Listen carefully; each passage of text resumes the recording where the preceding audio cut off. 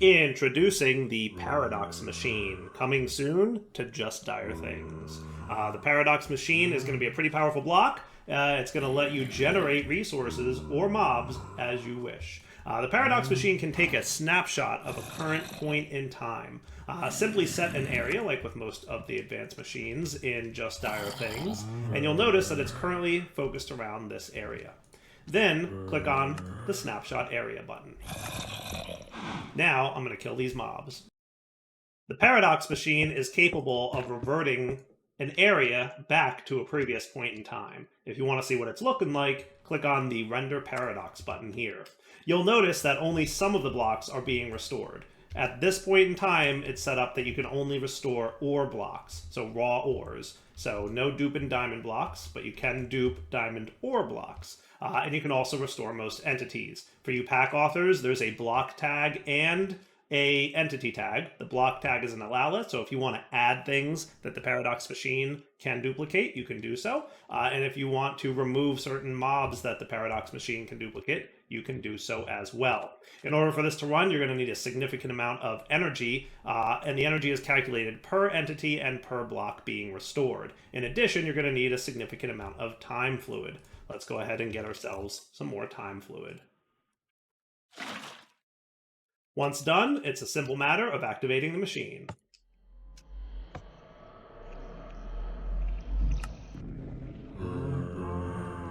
And you'll notice you've now duplicated your mobs and your blocks.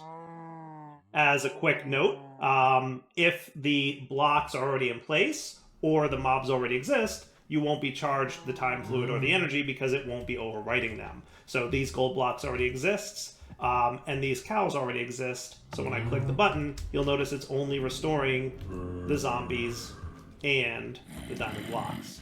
It did not make another set of cows because those cows already exist in this space and time. However, there's one more bar on this UI that we haven't talked about, and that is the Paradox Energy bar. You'll notice every time you restore something, it's going to incur a little bit of Paradox energy. We'll talk about that in just a moment.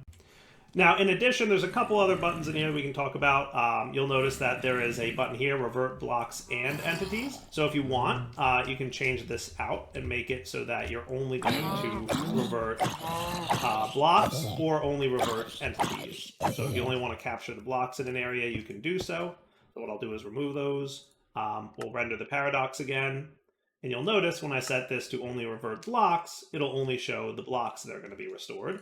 And if we toggle it to revert entities, it will only show me the entities that are going to be restored. And then obviously clicking the button will do so. Pretty cool. And like I said, if it's set to both and the entities already exist, it won't make another set of them.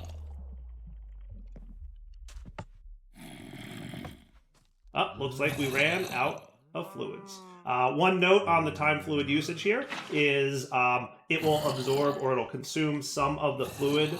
Every tick, it uses a little bit of fluid here. And if you run out of fluid midway, the paradox collapses, and that's what we just saw happening. The blocks did not restore because we got halfway through restoring them before we ran out of time fluid, and then the little bit of time fluid that we did use for that process got wasted. Now let's talk about a paradox. Over here I have a machine prepared, almost full of paradox energy. When I activate it, it's going to overflow the paradox energy meter.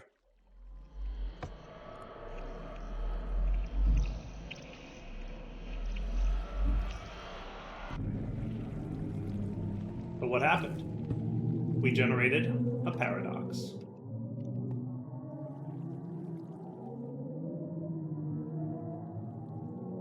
That's not a good thing. Now, initially, you're not going to have a lot of trouble from this thing, but over time, it's going to grow, and then things get troublesome. And as it grows, it's going to have the capability to absorb entities, or blocks, or items. So if I put a zombie in there, you'll notice it kind of vacuumed up that zombie a little bit,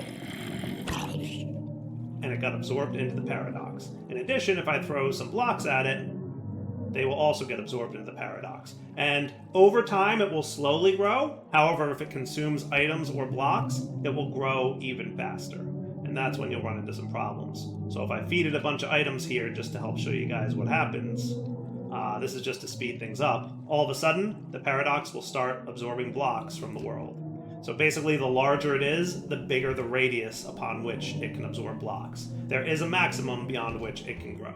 So at this point, it's absorbed as much as it can within its current radius, but like I said, over time, it will start to grow a little bit more. And again, every block and every item that it absorbs makes the radius grow that much faster.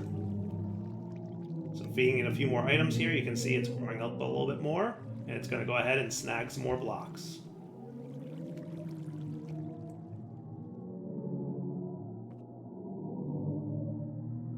Oh yes, tile entities can be absorbed as well. Sorry. That's what you get for messing with time. Now eventually this thing will cap out, but don't worry, there is a pretty easy way to solve these problems. All you need to do is throw a complicated space-time object, like a time crystal, right into the vortex. And when you do so, it'll immediately close. So your automation goal, if you want to use the paradox machine, is simply make sure that whenever that paradox spawns, you toss a time crystal into it. If you don't, things might get a little dicey. One more quick note for you, all the settings for the paradox machine in terms of how much energy it uses, how much fluid it uses, and how much paradox energy it creates are configurable config options. Meaning, if you really hate the idea of the paradox energy and the paradox spawning, you can set the paradox energy production to 0, and then basically you'll never have a paradox appear in your world. That said, I do have plans in the future that are going to have the paradox produce things and do things. Not going to get into them now, so you may not want to do that, but if you really hate the idea of that paradox energy, you can disable it via configs. There are more features planned for the paradox, but at this point, that's about all I'm ready to show you guys. But I do have some other plans for that paradox and how it's going to work and what it's going to do. But for now, that's probably sufficient. Devil20 signing off. Hope you guys enjoyed checking out the paradox machine, because I think it's kind of neat, and I'm ready to release it, I think, for you guys to play with. All right, for now, take it easy.